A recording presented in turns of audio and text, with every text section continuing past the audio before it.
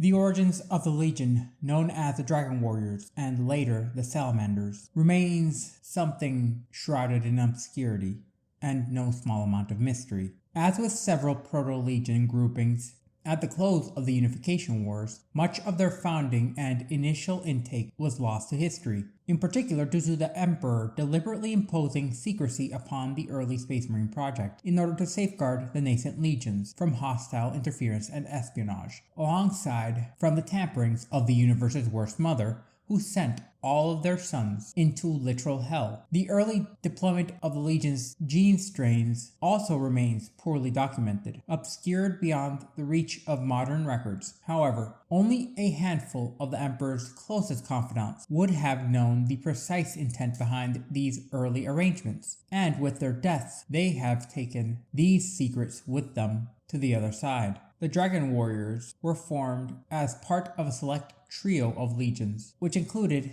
the 6th, known as the Space Wolves, and the 20th, known as the Alpha Legion. Sometimes this grouping is referred to as the Trefoil. These three were deliberately veiled from the other legions during their creation, a fact that is recognized but rarely discussed by their contemporaries. This isolation created a subtle yet lasting distance between them and the wider brotherhoods of the Space Marines, particularly in regard to the origins of their early initiates. While rumors and distrust would later affect the Space Wolves and the Alpha Legion in differing ways, the Salamanders' conduct, guided by the example of their gene-sire Vulkan, gradually mitigated such concerns. As on the outset of the Great Crusade circa 798 M30, the 18th Legion carried a far bolder and more bellicose reputation than it would later bear. Their defining early action was the assault on the Tempest galleries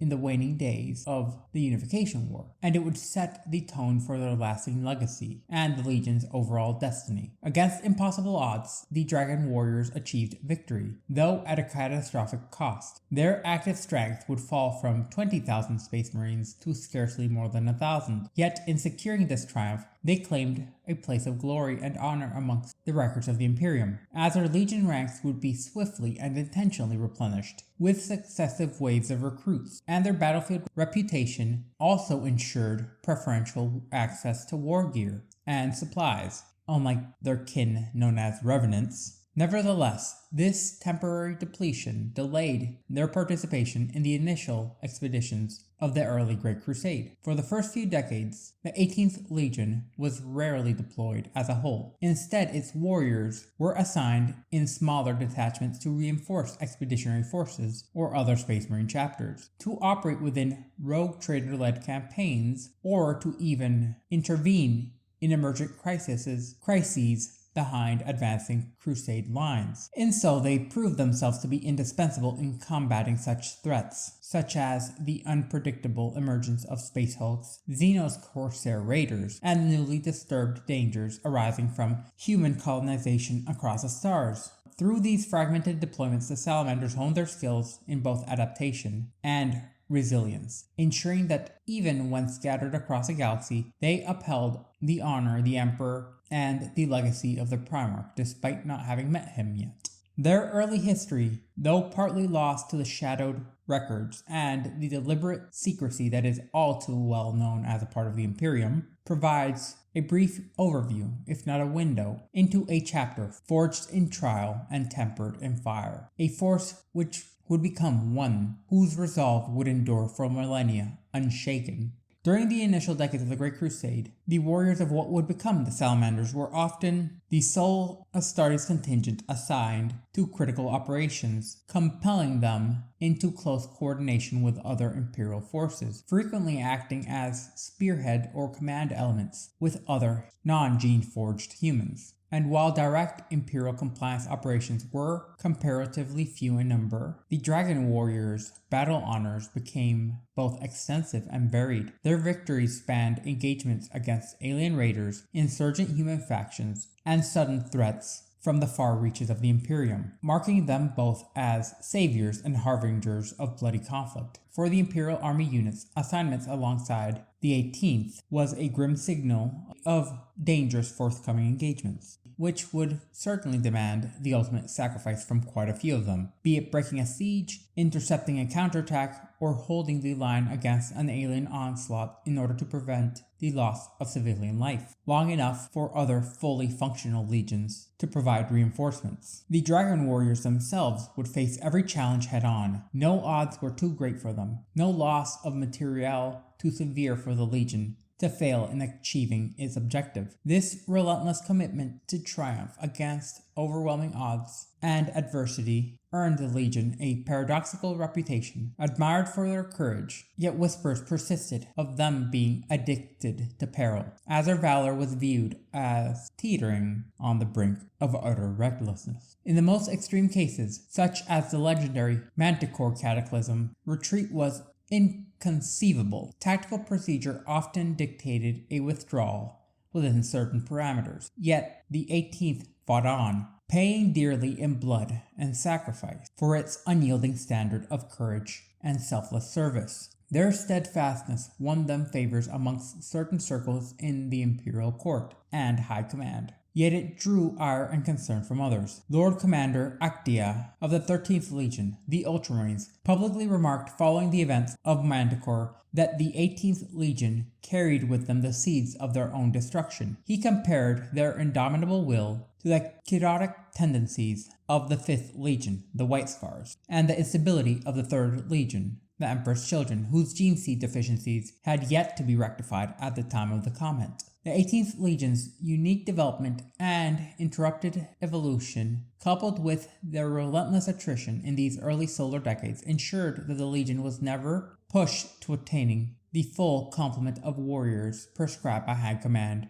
and the War Council of the Emperor. Officers and battle brothers remained increasingly isolated from their counterparts in other legions, separated by both circumstance and deliberate choice. As the Great Crusade proceeded into its 4th decade, questions about the ultimate survival of the 18th began to circulate openly, and despite their storied courage, their path had become perilously narrow, their triumphs hard won, and their continued existence far from assured. The following are chronological records of their most notable campaigns, starting at the earliest onset of M30 and the closing years of the Unification Wars. While it is possible that the transhuman warriors of the 18th Legion saw action prior to their campaign in the Caucasus Wastes, records of any real engagements were either deliberately expunged or sealed at the highest levels, potentially even lost to the vestiges of time. Thus, the first officially recognized battle honor for the then unmatched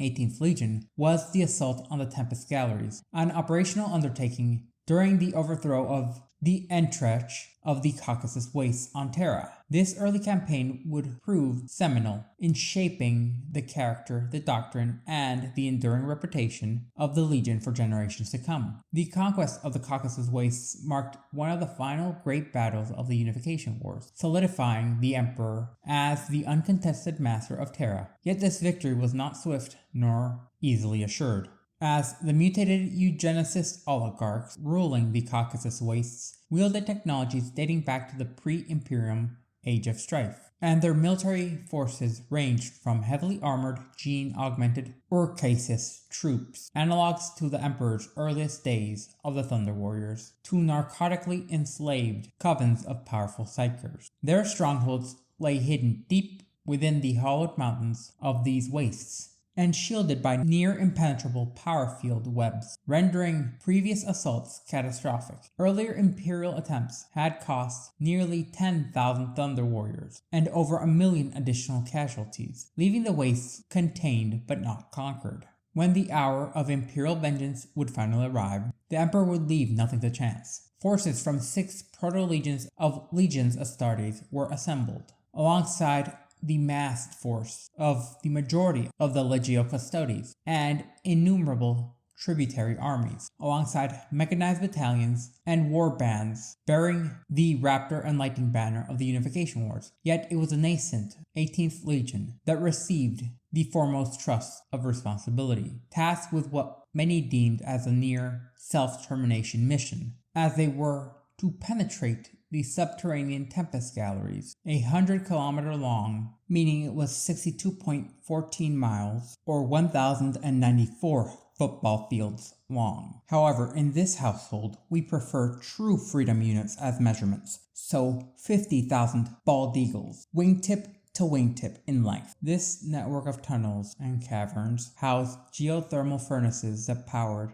the Ethnarchy's formidable defenses. Equipped with scores of newly forged termite boring machines fitted with the latest mechanicum technologies from Mars, the 18th Legion, numbering approximately 20,000 Astartes, mounted these untested designs and drove into the churning earth at the periphery of the wastes. From that moment, all communication ceased, as Imperial strikers strained to maintain contact, yet the assault forces seemingly vanished into the unknown. As hours stretched to days and days into weeks, the Emperor's waiting armies remained posted for their grand assault, yet no signal or report emerged from within the infernal depths. Pressured by his high commanders, the Emperor is said to have silenced all anxiety with a single decree. They shall not fail me. They will return from the fire. Thus it shall ever be. And it was so that the Legion endured, completing the mission in its entirety. A mission which few could have emerged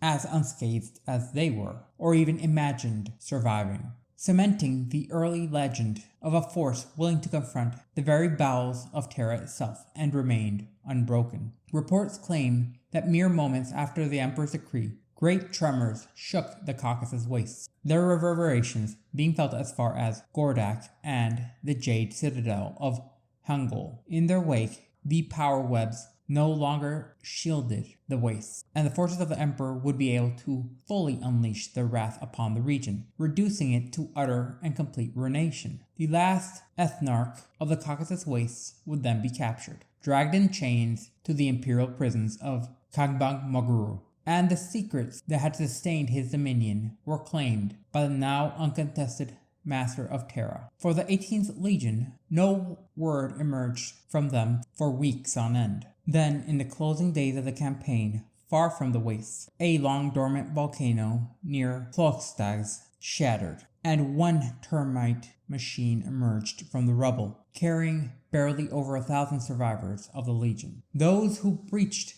the carbonium-lined caverns of the Tempest Galleries encountered a world unlike any other, a landscape alien even to the later expeditions of the Great Crusade. Gigantic spindle machines churned over seas of molten metal drawn from the planet's very core, sending coronas of blistering lightning across the dark, airless expanse, while unfathomable machines scuttled like enormous spiders alongside silicate webs. Here, in this furnace beyond mortal endurance, the 18th Legion found no human opposition, for nothing living had ever trodden this place in millennia. Instead, they faced the defenders of the ancient engines themselves, fire-blackened service automata, programmed since before the Age of Strife to maintain the facility, reacted to intruders as a living body's immune system would respond to an infection, as thousands of Tempest automata swarmed upon the Legion Astartes in unceasing,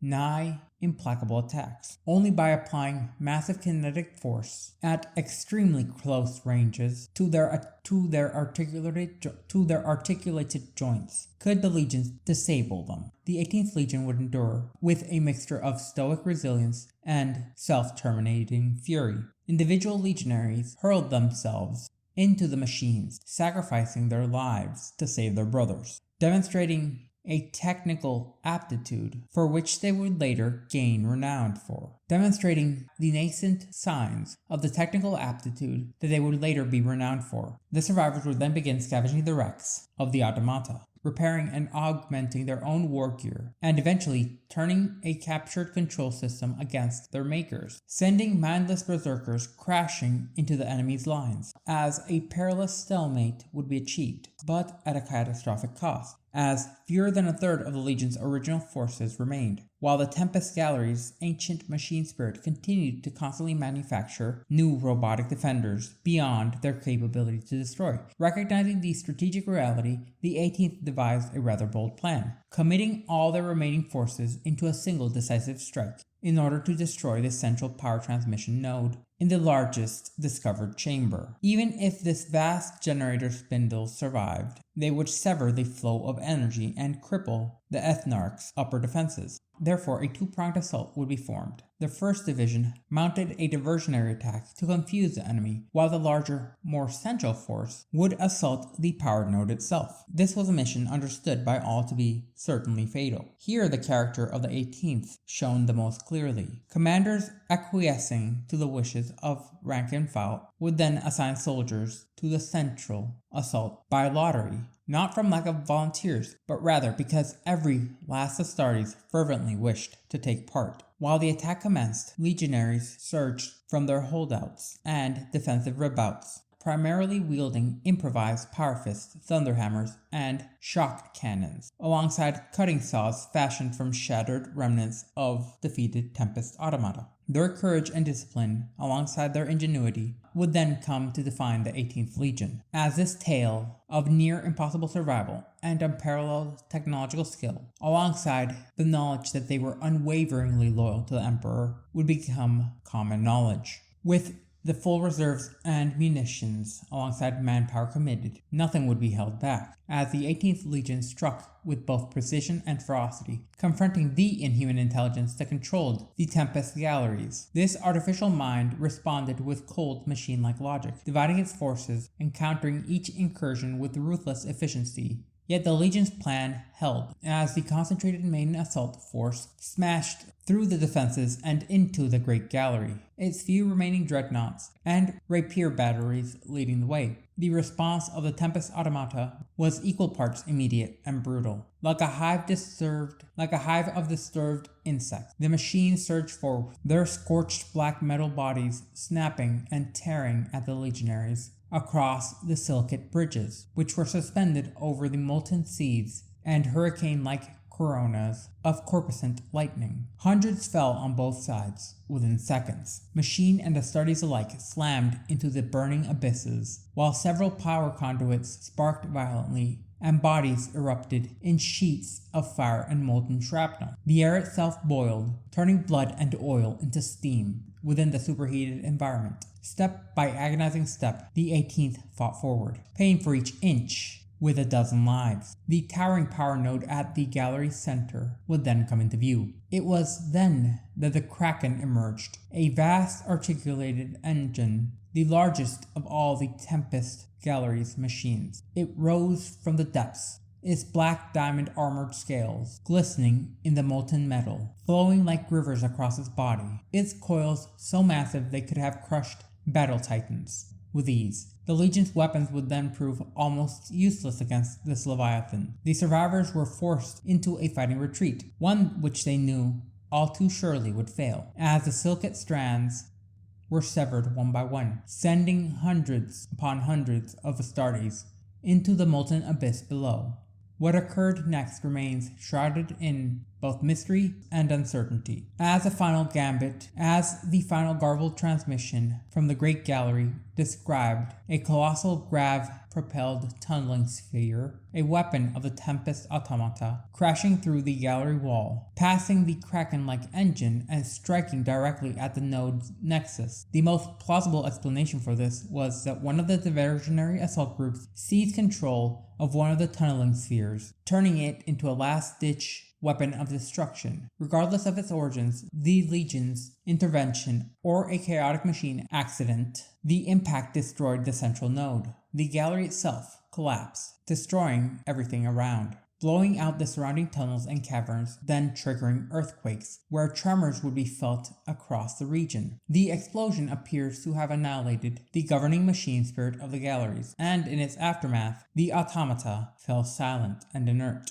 The spindle generators then sank silently into the fire below, and the vast ancient machines never moved again. Of the 20,000-strong 18th Legion, scarcely 1,000 survived, and many of those would have to be interred into dreadnought. Those survivors were also noted to be scattered across the breadth and width of the entire galleries. Many engaged in diversionary actions at the periphery, demonstrating the characteristic fortitude and ingenuity that they would become known for centuries later. Several even managed to repair damaged termite transports to facilitate the arduous journey back to the surface. Upon their return, the Emperor personally gathered the survivors and bestowed upon them the laurels of victory for the campaign against the Ethnarch, a recognition forever inscribed in their motto, "In fire and darkness tested." This battle proved prophetic, establishing an early standard of sacrifice, ingenuity, and triumph against insurmountable odds, which would become a common trait for the Legion therein throughout the entirety of the Great Crusade and even the Horus Heresy. Notably, the survivors also brought with them remnants of pre-Age of Strife metallurgy and machinecraft. While the secrets were shared with the Imperial Command, much of this knowledge was retained in a perfectly intact state by the Legion, further cementing their reputation as both warriors and artisans of unmatched skill. Following the harrowing ordeal in the Tempest Galleries, the 18th Legion continued to forge its reputation in the fires of war. One of their next major undertaking was the Sendak campaign. The precise dates of said campaign is lost to time, along with no small amount of security within early imperial records. This operation led the 18th to fight alongside 7 other legions on a world shaped by alien hands and located at the outermost edges of the Sol system. The campaign itself was waged in near total darkness, and the planet's surface was a veritable labyrinth of twisted terrain and hostile technologies. Yet, through their unmatched discipline and courage, the Legion secured the system, marking the first time in centuries that humanity had uncontested dominion over the Sol system since the very onset of the Age of Strife. It was during these early campaigns that the 18th Legion finally encountered the figure that would define their future, their primarch, Vulkan. In the account of the first meeting, the Legion found itself making a last desperate stand against a vast horde of orcs, as they fought not for glory, but to buy time for fleeing civilians, fully aware that many of them might not survive the engagement. Into this veritable burning crucible, Vulkan arrived, cutting through the greenskin horde with a devastating force, using a hammer and striking at the green abominations as a hammer strikes an anvil. As the battlefield smoldered and burned with the bodies of orcs, the Legion finally met their primarch. In a gesture rarely recorded in the records of imperial history, Vulkan knelt in respect to his sons, declaring all of them equals and acknowledging the lives that they had saved. The 18th Legion rose now as one, inspired and forever changed by the presence of their Genesire. Shortly thereafter, the Legion took part in the liberation of the Shorax cluster, operating alongside the Iron Hands as part of the 184th Expeditionary Fleet. The cluster itself had been overrun by orcs and their nigh unending warbands, leaving the system in an eternal, perpetual state of ruin. The campaign was fierce and unforgiving, pushing both men and machine to their very limits. It is recorded that Primarch Ferrus Manus, the leader of the Iron Hands, jested that his arm had grown weary from so much killing. Vulkan, ever measured, is said to have replied, "The flesh is weak, but the deeds endure." These words would echo throughout the histories of the Iron Hands, as their motto would be a perversion of said statement. For the 18th Legion, however, it marked another step in their emergence as both stalwart defenders of humanity and as a force whose deeds are born of discipline, ingenuity, and unyielding loyalty. In the early decades of the Great Crusade, the Imperium undertook the compliance of 154-4, a campaign that would prove unusual even by the extraordinary standards of the 18th Legion. The planet, known to its inhabitants as Isben, was brought into imperial compliance in the year 001 M31. Under circumstances that blurred the lines between conquest, revelation, and unsettling discovery. Isban had initially been scouted by the Iron Hands 154th Expeditionary Fleet, led by the Primarch Ferrus Manus. The planet immediately drew the attention of many for a singular anomaly, a rare coexistence of Eldari and human populations. Upon further investigation, it became evident that these humans were descendants of Nocturne, the ancestral homeworld of the Salamanders, who had been freed from Drukhari captivity by their craft-world kin centuries prior. The Imperial response was swift and decisive. Vulkan, leading the Salamanders, joined the Death Guard and the Iron Hands under their respective primarchs and brought the combined might of their legions down upon this horrid abomination. Ispan itself was largely underdeveloped and almost completely inhospitable to human settlements, but its material wealth and strategic value demanded Imperial control. Yet the campaign was far from straightforward. The Eldar defenders, seers, warlocks, and other potent psychers held positions upon their planet, and the semi-feral human tribes appeared more sympathetic to the alien presence than to their Imperial liberators. Despite these complications, the Astartes triad overcame the Eldar forces with relative ease. The discovery of this structure was guided by a remembrancer attached to the Salamanders, with whom Vulkan engaged in a brief yet unsettling dialogue before the assault. After the battle, Vulkan observed that the remembrancer was loitering near an arch, only for the figure to vanish suddenly. Pursuing the mystery, Vulkan descended with his elite pyre guard into the subterranean chambers beneath the arch. There, a crude warding ceremony was underway, conducted by the tribal human priests who were preparing to sacrifice a captured Dark Eldar witch. Vulkan's realization was immediate. The arch was not merely symbolical, it was in fact a webway portal, though neither he nor his legionaries had recognized it as such at the time. Vulkan recalled similar structures from his youth on Nocturne, recalling the horrors of the Dark Eldar raids through such gates. The Eldar of Icebin had been able to seize control of the portal, defeating their Dark Eldar kin and inadvertently liberating the human population. The human tribes, terrified at the prospect of the return of their alien oppressors, had prepared to sacrifice the captured Dark Eldar as a protective measure. The Remembrancer, later understood to be the Emperor himself in disguise, had likely monitored the proceedings closely, ensuring the Imperial strategy aligned with their wider objectives in the Great Crusade. In the aftermath of this, Vulkan made a decisive judgment. The population of Icebin had been deemed irredeemably corrupted and unsuited for integration into the Imperium, so they were subjected to the Purging Flames. The scoured world was renamed Caldera,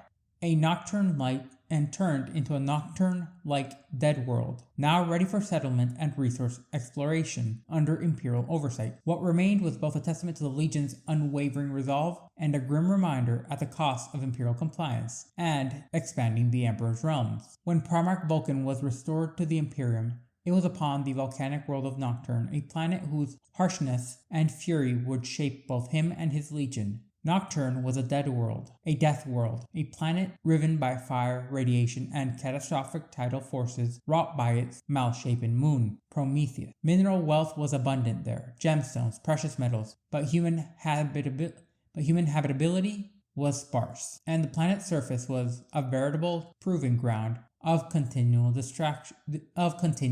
destruction. Amidst the dangers of Nocturne, life found a way and endured. Highly evolved predators and colossal megafauna had adapted to its extremes, and the human inhabitants themselves became a hardy and resilient people. Resistance to high gravity, radiation, and climate beyond ordinary human norms. Their culture, though technologically pre-industrial, following the travesties of old night, remained sophisticated and socially cohesive enough to be infused with values of stoic resistance, perseverance, and courage. The people of Nocturne called the world the Anvil, a crucible of men and women where they were forged most intently during the time of trials, when Prometheus approaches the closest to the planet, stirring tempests, earthquakes, volcanic eruptions, and the awakening of the great beasts of Nocturne from their subterranean layers. Vulkan's arrival on Nocturne is chronicled in the Promethean Opus, a source of much Imperial knowledge concerning his life. Like all Primarchs, he was separated from the Emperor during infancy and scattered across a galaxy through the warp by the machinations of the Chaos Gods, aided by the universe's worst mother,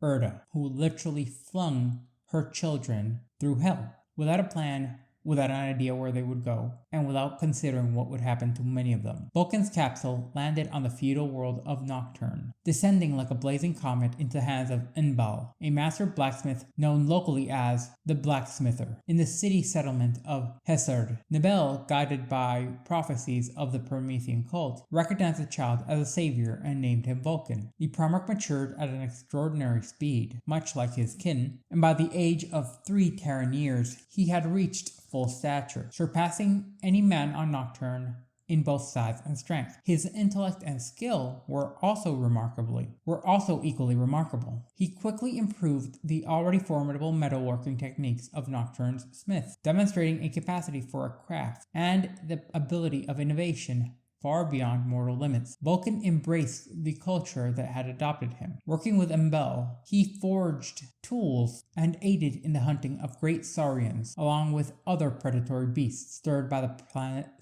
planet's fiery tempests. The Promethean opus recounts that in Vulkan's 4th year, his hometown faced a slave raid by the Drukhari, a nightmarish Eldari offshoot of slavers known as the Dusk Wraith, who sought the hardy people of Nocturne for sport. While the populace hid, Vulkan refused to take shelter. Armed with only a pair of blacksmith's hammers, he rallied the people and personally drove the assault back, reportedly slaying over 100 Drukhari warriors. Word of his heroism spread quickly, as the leaders of Nocturne's 7 principal settlements came to pay homage to the young primarch, pledging henceforth to resist rather than cower from their forces. It was through these events that Vulkan became known as Fireborn, a warrior whose supernatural strength tore slave barges from the skies, and whose granite-like fists repelled the poisoned blades of the Dusk Wraiths. In this proving ground of fire and conflict, Vulkan's legend was forged as a living exemplar of courage, resilience,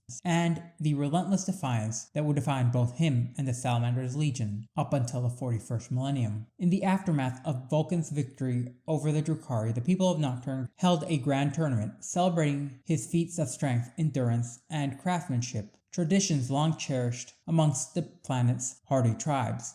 During this opening ceremony, which were recorded to have occurred in 832 M30, a stranger appeared. His skin was unusually pale against the dark, swarthy complexions of Nocturnians, and his garments were fashioned of strange materials, wholly unfamiliar to the pre-industrial populace. The stranger requested only a chance to compete, claiming that he could surpass any man. He provoked laughter from the crowd by doing such, who all saw the comparison to a superhuman man like Vulkan as preposterous. Yet Vulkan, amused by the audacity, accepted the challenge. The wager was simple. The loser would swear eternal loyalty and obedience to the victor. With a knowing smile, Vulkan agreed. The contest spanned 8 days as a series of grueling trials testing strength, skill, and endurance would go on. The populace of Nocturne witnessed what can only be described as a battle of demigods, as both combatants displayed feats far beyond mortal capabilities. In many events, the results were declared a draw, as neither could outright outmatch the other. During the anvil lift, each contestant held massive anvils aloft for half a local day, an achievement that no other competitors could approach. Every subsequent contest mirrored this stalemate, demonstrating that these two beings were equal in prowess. By the conclusion of the 8th day, no victory had been declared. The elders of Nocturne would then decree that the tie would be broken by the final trial, the hunting of the salamander, the planet's most formidable beast. Each contestant had 1 day to forge a weapon before venturing to track down the largest salamander they could find. Vulkan crafted a massive warhammer, while the stranger produced a keen-edged sword. Together, they ascended Mount Deathfire, which was a creatively named yet massive volcano, said to house the finest fire drakes in all of the land, alongside the largest and most fearsome salamander species on Nocturne. Vulkan located his quarry first, striking it down with a single devastating blow of the hammer. As he carried the carcass back, Mount Deathfire erupted violently. Vulkan was then forced to cling to the edge of a cliff, with one hand holding the salamander tail and with the other struggling for hours against the volcanic fury. Just as his grip began to fail, the stranger appeared, carrying a salamander even larger than his own. Using his heat-resistant hide as a bridge, the stranger rescued Vulkan from certain death. Upon their return, Vulkan was declared the victor, as he still possessed a salamander carcass, while the stranger's price had been sacrificed to save him. Yet Vulkan went on to silence the jubilant crowd, kneeling before the stranger and declaring that any being who valued life over pride was worthy of service. At that moment, the stranger revealed himself. He was the Emperor of Mankind, Vulkan's genetic father. With this revelation, Vulkan assumed his rightful place as primarch of the 18th Legion, and as guardian of his adopted world, though he would soon depart Nocturne to join the Great Crusade proper. Vulkan's only hesitation concerned the defense of his people, and the Emperor assured him that his duty extended beyond a single world to countless systems imperiled by alien horrors and the darkest aspects of the galaxy. Nocturne itself, as a homeworld of a primarch, would be safeguarded by Vulkan's sons, the 18th Legion, carrying his blood and legacy into the stars. You have suffered, I know this. You have come to the abyss and almost surrendered yourselves to it. That changes now. I am father, general, lord, and mentor. I shall teach you, if I can, and pass on the knowledge that I have gained. Honor, self-sacrifice, self-reliance, brotherhood. It is our Promethean creed, and all must adhere to it if we are to prosper. Let this be the first lesson. This is an excerpt from Primarch Vulkan's inaugural address to the survivors of the 18th Legion on Nocturne. The reunification of Vulkan with his legion was neither immediate nor ceremonial. Though rediscovered in 832 M30, the Primarch spent years in the direct tutelage of the Emperor at his side, honing his mind and body in a manner that would be meant for both strategy and legend. During this time, Vulkan's presence was kept from the wider Imperium, though through time other Primarchs became aware of him. As he absorbed the knowledge of war, science, history at an extraordinary pace, he displayed a rare combination of intelligence, wisdom, and compassion. A balance at odds with the catastrophic role all Primarchs were designed to play as generals and breakers of worlds. Vulkan fought alongside the Emperor in countless engagements, as a towering figure clad in emerald scales reminiscent of Terran mythic dragons. He studied the war forges of Mars, apprenticed under his brother Primarch Varus Manus, and mastered weapons and siegecraft, preparing for the day he would take command of his own legion. When that day arrived, Vulkan found the 18th Legion in dire straits. Under Lord Commander Cassian Vogue, the Dragon Warriors were engaged in a desperate rearguard defense of a cluster of human colonies near the Taurus division, confronted by wave after wave of marauding orcs. With the bulk of the Legion's Astartes deployed on the eastern fringes or engaged against Rangdang incursions in the Halo Stars, the 18th Legion was the only legion positioned to respond. Over the course of nearly a standard year, the Legion, numbering roughly 19,000 Space Marines, conducted a series of grueling raids against over 1 million Orc raiders, dispersed across hundreds of makeshift void ships, rock asteroids, and numerous space hulks. Their steadfast defenses allowed for the evacuation of 3 entire planetary populations to the relative safety of the Taurus system. Though at a tremendous cost, Commander Vogue was grievously wounded, and the remaining 18th became effectively trapped on the death world of Anthem, a planetary lightning rod drawing the Orcs into repeated confrontations. Aid from other legions would have been difficult, and indeed the 18th Legion sought none, determined to bleed the Marauders' strength to protect countless human lives, even at the cost of their own. Vulkan, however, refused to allow their struggle to continue without intervention. When he arrived, he did so with authority and force, accompanied by roughly 3,000 new initiates, the first raised from the men of Nocturne, as well as a fleet of warships and siege engines, alongside weapons crafted to his exacting designs and specifications. Vulkan struck like a storm incarnate. His forces shattered the largest of the space hulks, orbiting Anthem, with Vulkan leading from the front, purging the twisted amalgamation of rock and wreckage. Seismic charges were planted deep within the Hulk's cores, ensuring their utter destruction, and the Orc threat to the colonies would thereby be broken. Thus, the 18th Legion was reforged under the guidance of its Primarch, emerging from this crisis tempered in both fire and discipline, with a renewed sense of unity. Vulkan's hand not only saved the colonies, but it also transformed his warriors into a legion capable of enduring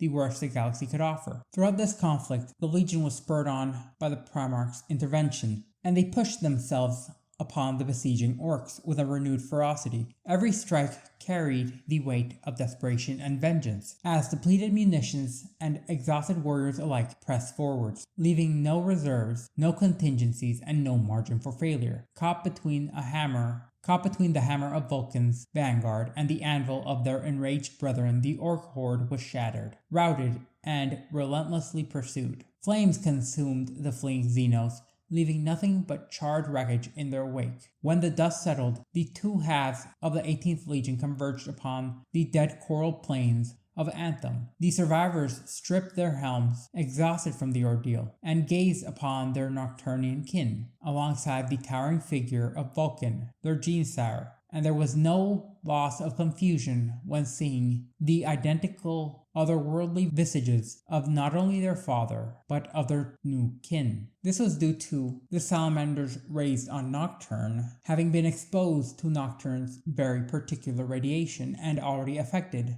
by the genetic deviations of Vulkan's gene seed, while the Terran-born original Dragon Warriors had not. The Terran-born warriors instinctively knelt to Vulkan, yet he bade them to rise, declaring that all his sons were equals, and that he required no hollow displays of obedience. Instead, it was he who knelt in solemn reverence for the sacrifices that they had endured, and the countless lives that they had preserved. Seeking out the mortally wounded Lord Commander Castian Vong, Vulkan formalized the transfer of authority, as he presented the fallen commander with the shattered power claw of the orc warlord who had struck him down. A solemn pact of mutual loyalty would then be struck, as the Legion would fight for its primarch, but its primarch would in turn fight for them. With the Legion returned, Vulkan turned his attention to the reforging of its spirits, as he preserved the honor and bravery alongside the sacrifice that had defined the 18th. But in doing so, he also instilled discipline, cohesion, and a shared purpose that had been previously fragmented. First, he gathered the Legion's scattered deployments into a singular, united force, all the while honoring existing commitments, such as the garrison at Greyon Deep, standing sentinel against the possible return of Manticore. With his warriors consolidated, Vulkan returned to Nocturne, where the construction had already begun, of the formidable stronghold on the moon of Prometheus. This fortress, equal in strength to any in the Imperium, would serve as the Legion's headquarters, armory, and training grounds, as Nocturne itself would become a wellspring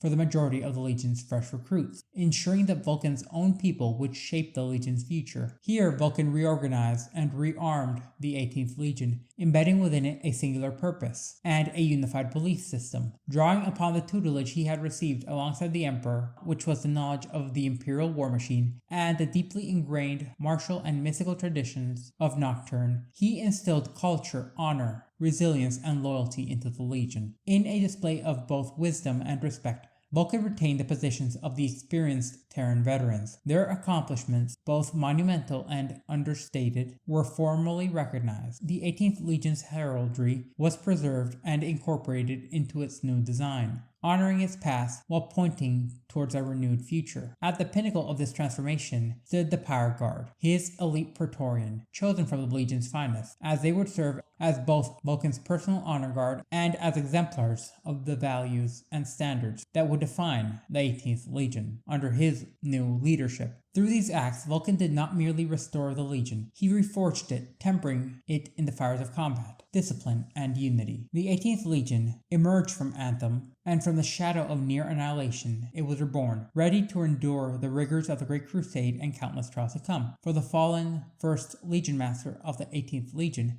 Cassian Bog, Vulkan wrought a tribute of unparalleled craftsmanship. With his own hands, he constructed a unique dreadnought sarcophagus known as the Iron Dragon that would house Vogs in eternal vigilance, serving as the castellan and protector of Prometheus, and symbolically safeguarding the Legion itself. The reformed 18th Legion would henceforth bear a name drawn from the greatest predators of Nocturne, the mighty Salamanders, ancient creatures of fire and steel like hides, whose blood burned and whose loyalty to kin was absolute. Vulkan's choice carried a deliberate layered significance. The Nocturne Salamanders were revered by the planet's people for their raw power, fierce protectiveness, and their unyielding devotion to their offspring, the reflection of the values Vulkan sought to instill within his legion. From the skull of one such colossal beast, Curze, bleached to a ghostly white, he fashioned the shoulder guard of his own armor. And from that emblem, the Legion would derive its new identity. The Salamanders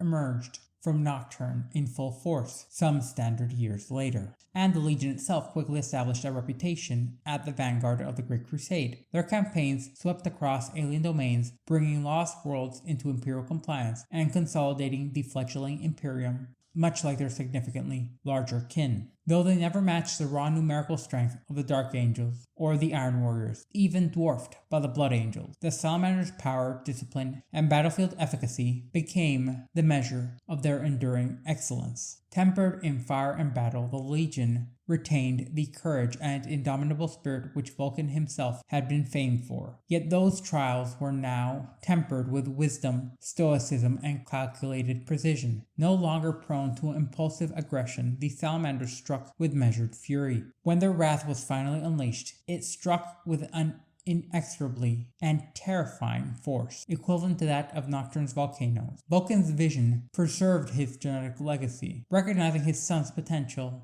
to craft a legion both mighty and honorable. Guided by his tutelage, the Salamanders learned discipline, patience, mastering a balance between instinct and judgment, as each warrior bore his oaths of moment, branded onto their flesh before battle, as a solemn reminder that measured action saved countless lives and tempered the ferocity of the Legion with prudence. It is said that amongst contemporaries and recorded records of the Great Crusade, that the Salamanders became a legion defined by their deliberate mastery of war. Their deeds were neither reckless nor hasty, yet when unleashed, they embodied the full unyielding power of their namesake, fire-born, steadfast, and eternal. During the Great Crusade, the newly reforged Salamanders Legion would be assigned to the 154th Expeditionary Fleet, and their strength bolstered by the Imperial Army regiments drawn from Pathria, another perilous death world. Together, they carried the banners of the Emperor to 100 human-settled worlds, bringing them quickly into Imperial compliance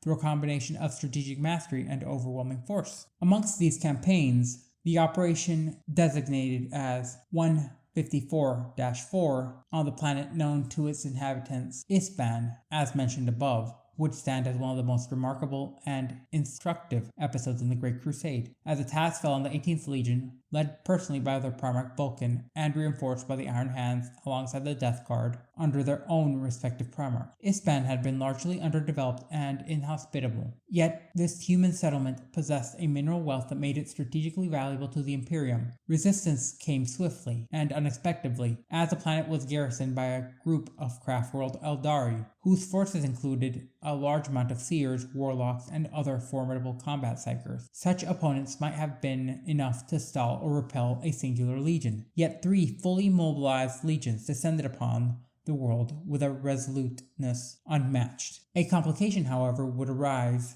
in reaction to the semi-feral primitive human tribes, who appeared not to welcome them as liberators, and in some cases even showed their sympathy towards the Eldari, an observation that puzzled Imperial historians and commanders alike. Despite these anomalies, the Salamanders and their allies overcame the Yasuyani defenses with the efficiency expected of Astartes, yet this victory revealed deeper layers of intrigue. The Eldari had been defending a network of psychic nodes, which were feeding into a massive arch, the very locus of their climactic battle between the humans and the Xenos. The Astartes had been guided to the Ark's location by a mysterious remembrancer who had been attached to Vulkan's forces, with whom the Primarch had shared an unnerving dialogue just prior to the assault. When the slaughter concluded, Vulkan observed the remembrancer loitering by the arch before vanishing without explanation. Intrigued and cautious, Vulkan descended with his power guard at his side into the subterranean chambers beneath the Ark. Entering through the portal at its base. There he discovered a crude warding ceremony conducted by the planet's primitive human population, as her priests were preparing the sacrifice of an ancient Drukhari witch. It was at that moment that the truth became clear. The Arch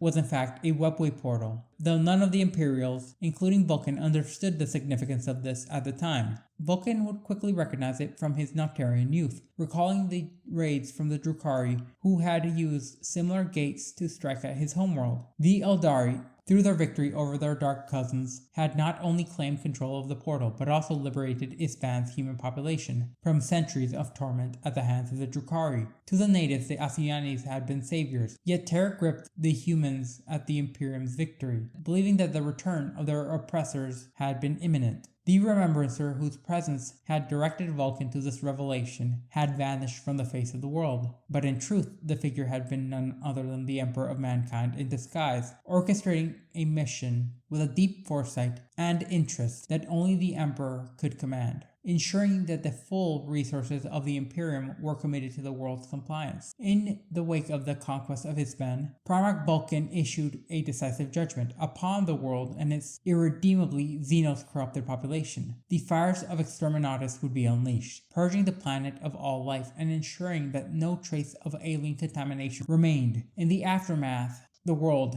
was now scorched and terraformed to be Nocturne-like, and then it would be renamed to Caldera, a blank slate upon which human colonists could be settled, and whose rich mineral deposits would now serve the Imperium's needs. The Isban campaign, however, was but a prelude to the further trials of command and conscience. Soon thereafter, Vulkan and the Salamanders Legion participated in a joint Imperial compliance operation on the world of Kahartran, designated as 154-6. This operation brought them alongside the forces of Primarch Konrad Curze and his vile Night Lords Legion, as well as Mechanicum Legio Ignis Titans and several Imperial Army regiments. The Katahan campaign became not only a proving ground of strategy and force, but of martial discipline. Vulkan, ever guided by his deep respect for human life, witnessed the Night Lord's methods and was incensed. In one particularly harrowing incident, Curze's forces slaughtered the inhabitants of an entire city, not for military necessity, but to instill terror within the general population. The act stood in stark contrast to Vulkan's beliefs that war,